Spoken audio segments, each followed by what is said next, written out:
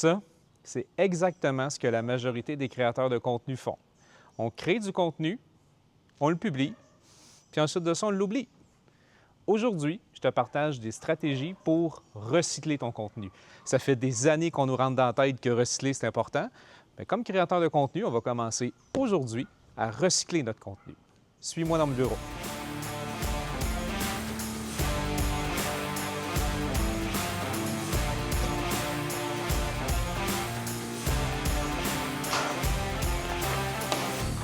C'est parti. On va se l'avouer, c'est une réalité. Comme créateur de contenu, comme web entrepreneur, on crée plein de contenu parce que c'est ce qu'on nous a dit de faire, c'est ce que tout le monde font. Et on se dit, ben, let's go, on va créer des reels, on va créer des vidéos, on va faire des podcasts, on va faire des blogs, on va faire plein de choses. On crée plein de contenu. Puis au final, on le publie et on l'oublie. Et naturellement, ben, c'est quelque chose à ne pas faire. On publie du contenu sur Instagram, sur TikTok, sur YouTube.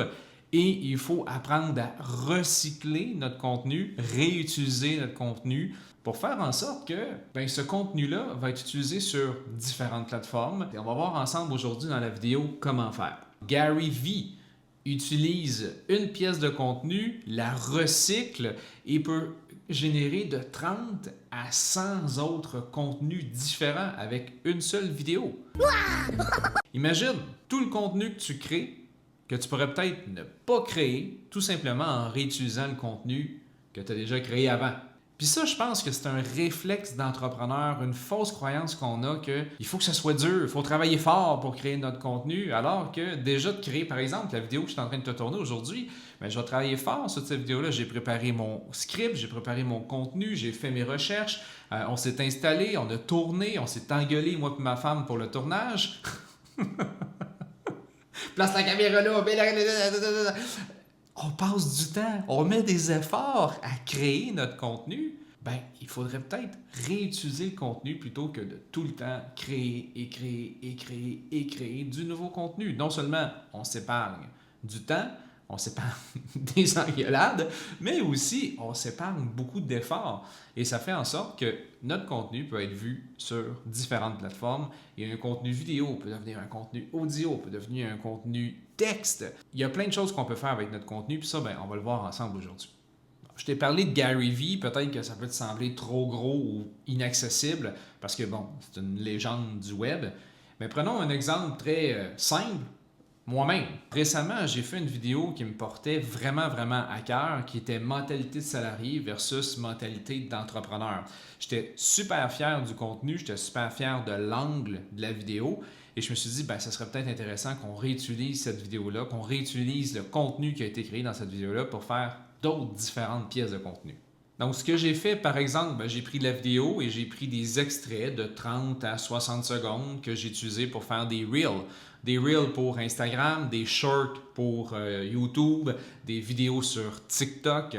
Bref, une longue vidéo est devenue une série de courtes vidéos chocs. C'est souvent des extraits ou des moments où est-ce que je vais dire quelque chose d'un peu controversé ou un petit peu what the F. Et je vais utiliser cet extrait-là pour faire une courte vidéo et inciter les gens à aller voir la vidéo longue ensuite. Des fois aussi, le contenu se suffit à lui-même. Je n'ai pas besoin d'envoyer vers la vidéo longue. Je peux juste envoyer vers un call to action pour un opt-in ou même pour vendre un produit ou un service. J'ai aussi repassé le script de la vidéo et avec le script, donc le texte qui est généré avec l'audio de la vidéo, ça m'a permis d'avoir des publications pour les réseaux sociaux en format texte. Ça m'a permis aussi, il y a certaines petites phrases que j'ai pu en faire des citations, donc juste une phrase très punchy, exemple, si tu veux voler comme un aigle, arrête de te tenir avec des dindons. C'est quelque chose que tu m'entends parfois dire souvent dans mes vidéos. Ça, tu peux faire une citation avec ça ou une petite image avec juste cette citation choc-là et ça fait du contenu pour Instagram, pour Twitter. Bref, il y a moyen avec une longue vidéo de faire plusieurs différents contenus. Je t'invite, si ce n'est pas déjà fait, à laisser un pouce bleu sous la vidéo. Non seulement ça me fait plaisir, ça me dit que tu es passé par ici, mais ça aide énormément à ma chaîne à se faire connaître. Donc, j'ai besoin de ton aide. Laisse-moi un pouce bleu et j'en profite également, si tu n'es toujours pas abonné à la chaîne, considère t'abonner. Tu vas voir mes vidéos passer dans ton fil d'actualité et tu pourras consommer du contenu de ce type-là sur une base régulière. D'ailleurs, si tu es nouveau ici, j'en profite pour me présenter rapidement. Mon nom est Pascal Jeté, je suis Lifestyle Business Coach et j'aide les web entrepreneurs à créer de la vraie liberté dans leur vie. La liberté financière, la liberté de temps, la liberté géographique, bref, de bâtir une lifestyle business qui va te permettre d'être vraiment heureux et de profiter de la vie maintenant plutôt que d'attendre la stupide retraite que tout le monde attend.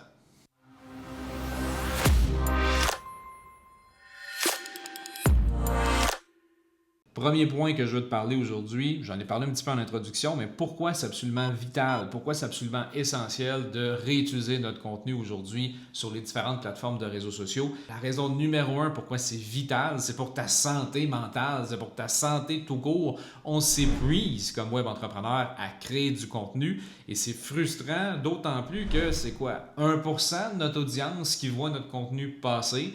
On le voit entre autres sur les pages Facebook. Je ne sais pas ce qu'il y en est pour toi, dis-moi dans les commentaires, mais le reach sur nos pages Facebook professionnelles est absolument merdique. J'ai quoi, 2000 personnes qui me suivent sur ma page Facebook. C'est pas énorme, je te l'accorde, mais j'ai également des gens qui ont 20 000, 200 000 personnes et au final, notre taux de like et notre taux de commentaires est relativement le même. Donc, imagine créer autant de contenu, du nouveau contenu, du nouveau contenu, du nouveau contenu pour tout le temps reacher finalement une minorité de gens, c'est absolument impensable. C'est la raison pour laquelle, avec une seule pièce de contenu, tu veux te donner le plus de chances possible de reacher le plus de gens possible. Donc, au lieu de mettre plein d'efforts à créer 100 pièces de contenu différentes, t'en crées une que tu vas publier à intervalles réguliers, puis tu vas rejoindre 1%, puis 1%, puis 1%. Parce qu'on va oublier ça, là. Ceux qui te disent que tu peux gagner la guerre de l'algorithme, puis de réussir à gagner sur Facebook, Facebook ne te laissera jamais gagner tant si longtemps que tu ne leur donneras pas de l'argent. Maintenant, tu veux peut-être leur donner de l'argent, c'est correct, mais tant qu'à ça, je te dirais, fais de la publicité sur les réseaux sociaux et non pas faire des boosts de publication en espérant que les gens qui t'ont déjà aimé à la base voient ton contenu. En gros, ici, ce qu'on veut, c'est amortir nos efforts de création de contenu. On veut créer du bon contenu une fois qu'on va utiliser ensuite. Un autre élément aussi qui est super important à considérer, c'est que de nos jours, notre audience comme web entrepreneur est souvent fragmentée. On a une petite gang sur Instagram, une petite gang sur TikTok, une autre gang sur YouTube, un petit peu sur Facebook, etc. Il y en a qui sont abonnés partout, il y en a qui sont abonnés juste à un endroit. Et là, comme web entrepreneur, on veut être vu et entendu le plus possible. C'est tout à fait normal. On est dans une mission de faire connaître notre produit, notre service, notre expertise au plus de gens possible. Donc, on se dit, je vais me mettre partout, mais ça crée effectivement une fragmentation de ta cible. Et là, si tu commences à créer du contenu spécifique pour LinkedIn, spécifique pour Facebook, spécifique pour YouTube, tu n'en finiras plus de créer du contenu. Et à un certain moment donné, il ne faut pas oublier que tu as une vie à vivre. Le but d'avoir une lifestyle business, c'est d'être libre. C'est pas de créer continuellement du contenu puis de passer 80 heures semaine à créer du contenu. Puis surtout, c'est que tu as d'autres obligations aussi. Si tu as une business, tu as des obligations administratives, tu as des obligations de contact avec tes clients, de livraison de produits et de services. Donc, tu ne peux pas toujours créer du contenu. Et ce qui fait en sorte que si tu repurposes ton contenu le plus possible, il y a du contenu qui va être idéal pour Facebook, mais il y a du contenu Facebook que tu vas pouvoir réutiliser pour faire des contenus sur LinkedIn, par exemple le contenu texte. Si tu fais une vidéo pour YouTube, tu peux réutiliser ta vidéo pour faire des extraits qui vont être super pour Instagram et TikTok. On va voir un petit peu plus loin dans la vidéo comment prendre une pièce de contenu spécifique et la transformer en différentes pièces de contenu, quelle plateforme on peut utiliser le contenu, le transformer pour telle plateforme. Un autre élément aussi qui est important et qui justifie l'importance de réutiliser notre contenu, c'est juste une question de retour sur investissement. Comme entrepreneur, comme web entrepreneur, souvent on va pas vraiment calculer la valeur de notre temps. On va dire, je crée du contenu parce que c'est important pour développer ma business. Mais attention, le temps, c'est de l'argent.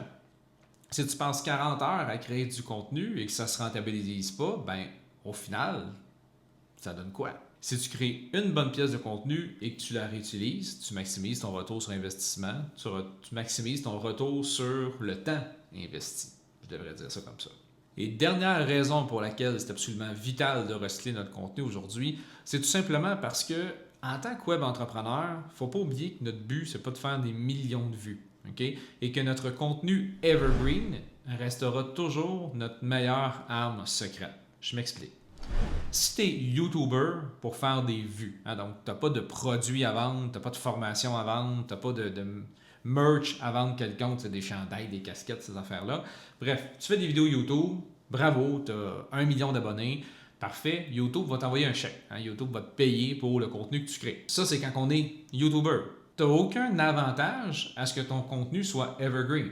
Tu dois recréer tout le temps du contenu pour attirer des vues et être payé. En tant que web entrepreneur, la game est absolument différente. Comme web entrepreneur, donc tu as un produit ou un service à vendre, c'est souvent une expertise, tu n'as pas besoin que ta vidéo soit vue par 1 million de personnes. Tu as besoin que ta vidéo soit vue par les bonnes personnes. Et quand tu crées du contenu sur les plateformes comme par exemple YouTube et que tu crées du contenu en mode evergreen, ce contenu-là reste. Les gens, lorsqu'ils vont chercher, par exemple, comment réutiliser mon contenu sur les réseaux sociaux, il y a des bonnes chances que tu vois la vidéo aujourd'hui, mais il y a des bonnes chances peut-être que tu la vois 1 an après sa publication, peut-être même 5 ans après sa publication. Le contenu demeure relativement à jour et adéquat. Et bien, ça se peut très bien que tu cliques sur le lien en description, que tu vas en savoir plus sur moi, que tu te procures une de mes formations. Et si tu fais ça avec toutes tes différentes pièces de contenu, ben, tu fais en sorte que ton contenu est evergreen et que ton contenu travaille pour toi pendant que tu es en train de faire d'autres choses.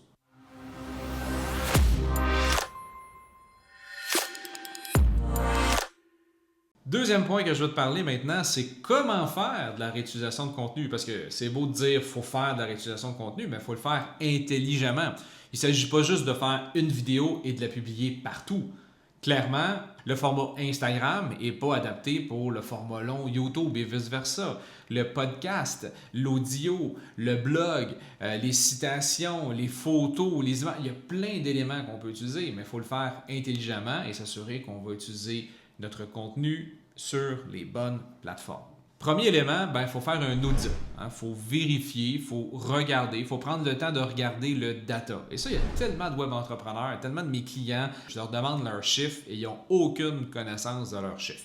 Ils ne savent pas c'est quoi leur moyenne de vue, ils ne savent pas c'est combien de gens qui like, ils ne savent pas c'est quoi leur taux de rétention, ils n'ont aucune idée des chiffres de leur business. Et ça, c'est mauvais en soi, tant sur les réseaux sociaux que sur n'importe quel aspect. Mais il faut faire un audit. Il faut aller voir finalement, par exemple, quel contenu a bien fonctionné. Tu sais, de faire de la réutilisation de contenu sur une vidéo qui a été un flop, c'est peut-être pas non plus la meilleure idée. Ça ne veut pas dire qu'on ne peut pas le faire. Mais je mettrais les efforts, je mettrais l'accent sur des vidéos qui ont bien fonctionné. Puis c'est comme, OK, ces vidéos-là ont bien fonctionné, ça vaut la peine qu'on fasse des extraits ou qu'on fasse des citations. Et aussi à se demander qu'est-ce qui mérite d'être transformé. Par exemple, dans mon cas, je vais faire de la réutilisation de contenu de mes vidéos longues sur les réseaux sociaux, de mes podcasts, mais très rarement de mes lives. Mes lives, c'est souvent un endroit où est-ce que je me connecte avec la caméra ouverte, puis je parle finalement à ma gang, à ma communauté, sans nécessairement avoir un plan très très précis. On jase entre nous. Pas que c'est décousu, pas que c'est mauvais, mais en même temps, c'est pas optimal pour être réutilisé. Donc, personnellement, moi, je n'utilise pas mes lives. C'est pour ça que c'est important de faire un audit et se demander, quel contenu a bien performé et quel contenu mérite d'être transformé ou réutilisé sur d'autres plateformes. Interruption dans la vidéo pour t'inviter. Si ce n'est pas déjà fait, clique sur le premier lien en description. Si tu veux avoir une lifestyle business qui te permet d'être vraiment libre, de profiter de la vie maintenant, de pouvoir générer des revenus sur le web de façon automatique, j'ai créé une nouvelle formation qui va te permettre pas à pas de non seulement avoir la liberté financière grâce à ta business, mais également la liberté géographique de pouvoir, par exemple, aller vivre dans le pays que tu veux. Donc, je t'invite, si ce n'est pas déjà fait, mets ton nom sur la liste d'attente, sortirdusystème.com. De retour à la vidéo.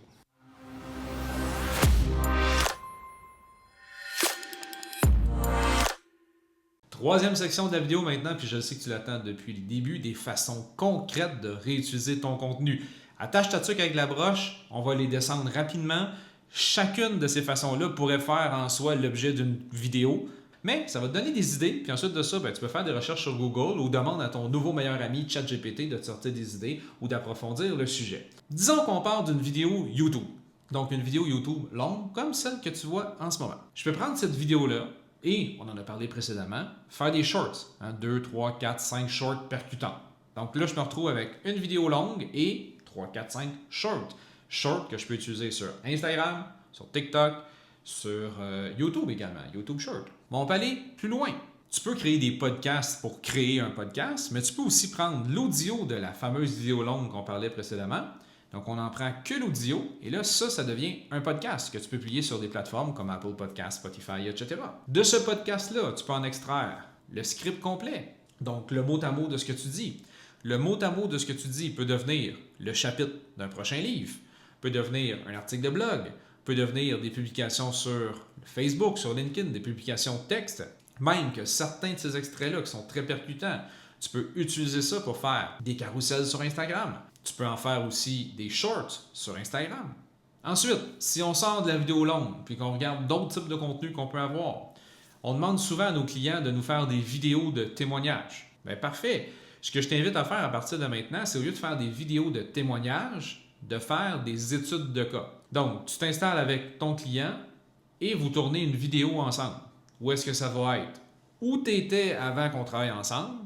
Quel est le travail qu'on a fait ensemble et quels sont les résultats obtenus? Où tu te trouves aujourd'hui? Le fil logique d'une transformation que le client aura vécu grâce à toi.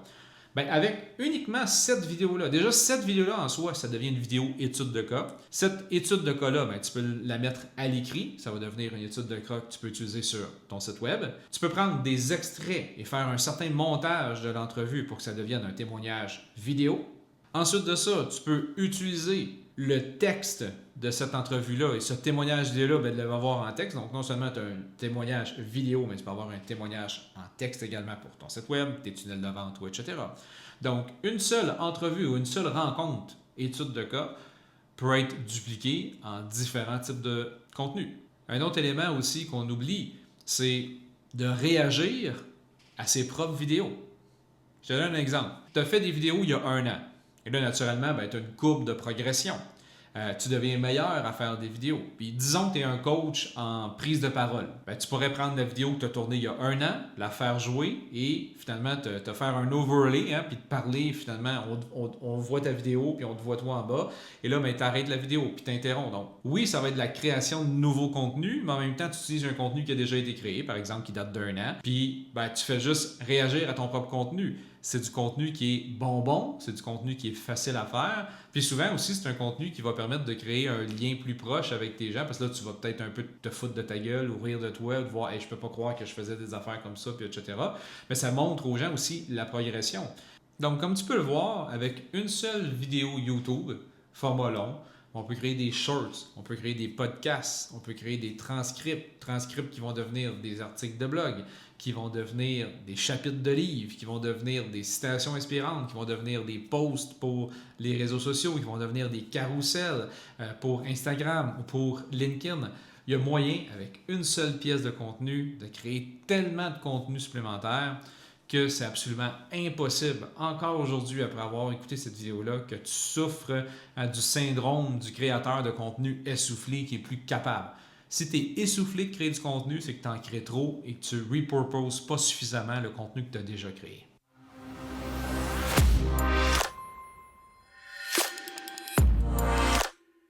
D'ailleurs, dernier point que je veux te parler, parce que souvent on me dit « Ouais, mais Pascal, là, les gens vont le savoir que je réutilise mon contenu, les gens vont bien voir, là, les gens sont pas cons. » Oublie pas que, les gens, tu sais, les fans finis, là, ceux qui trippent vraiment sur toi, ils vont te suivre partout. Ou des entrepreneurs qui font des audits puis qui veulent analyser ce que tu fais, ils vont te suivre partout. Mais sinon, Ginette, là, elle va te suivre sur Instagram, peut-être sur YouTube, mais that's it. Puis ça, c'est si t'es chanceux. Là. Généralement, les gens ils vont te suivre sur une plateforme. Donc, ça va être très difficile pour eux, déjà en partant, d'être capable de savoir que ça, c'est un extrait de la vidéo YouTube, puis ça, c'est ci, puis ça, c'est ça. 2, les gens, ils n'ont pas le temps à perdre, à s'imaginer puis commencer à penser à ces affaires-là, à analyser ces affaires-là. Et la réalité, c'est que si les gens t'apprécient, les gens t'aiment, ils vont juste voir du contenu passer et ils vont être contents de le consommer. Maintenant, c'est à ton tour. Je serais curieux de savoir dans les commentaires quel contenu tu comptes recycler ou quelle est l'idée que je t'ai partagée aujourd'hui qui te semble la plus simple et accessible pour toi aujourd'hui. Donc, je te lis dans les commentaires. Est-ce que tu as fait une vidéo longue que tu te dis je pourrais faire des shorts avec ou je pourrais faire des extraits de texte ou etc. Dis-moi dans les commentaires, je serais curieux de savoir si tu as des questions également ou si tu as des suggestions, peut-être des idées de réutilisation de contenu que je n'ai pas partagé. Je t'invite à les mettre également ci-dessous. Je te rappelle également, si ce n'est pas déjà fait, laisse-moi un pouce bleu sur la vidéo. Abonne-toi pour ne manquer aucune de mes prochaines vidéos. Sur ce, peu importe à quel moment de la journée tu m'as écouté, je te dis bon matin, bon midi, bon après-midi, bonne soirée ou bonne nuit. Et on se dit à bientôt dans une prochaine vidéo.